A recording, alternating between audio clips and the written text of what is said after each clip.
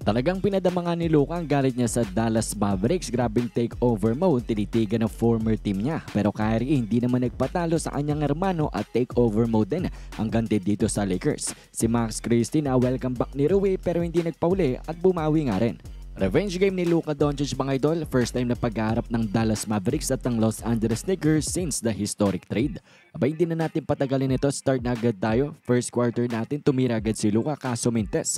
Pero bumawi naman siya mga idol lang kanyang layup tapos nag-assist pa kay Lebron for a 3-pointer, early Lakers lead.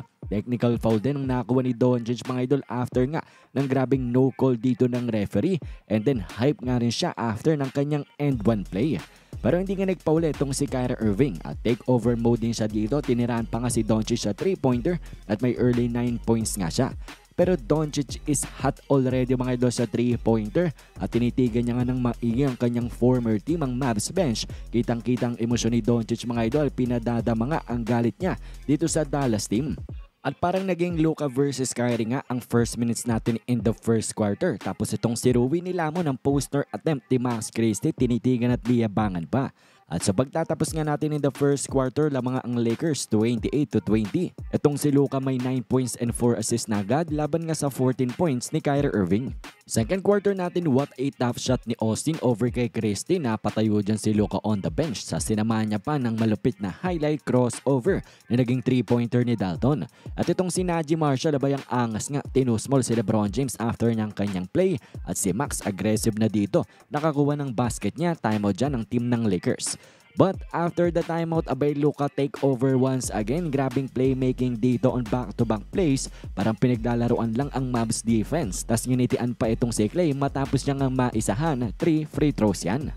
At nagpatuloy nga mga idol ang Luka takeover sa playmaking. Pero sa last minutes, abay si Max Christie nabuhay dito, mamaw block kay Doncic. Tas back-to-back 3-pointers para nga ibaba ang Lakers lead to 8 points. 59-51 na lang after 2 quarters. At pagpasok ng ating third quarter, the Lakers continues to hold the lead. Pero ito namang si Klay Thompson ang gumagawa sa opensa ng Dallas Mavericks. At hanggang itong si Kyrie Irving abay nabuhay ng arena at sumama na ang kanyang ibang mga teammates. Sabayan pa yan ng paglamig ng Lakers 3-point shooting. Kaya naman nababa nila to 3 points na lamang ang kanilang hinahabol. Napatimeout nga dyan itong si Coach Redick, 70-67 ang score.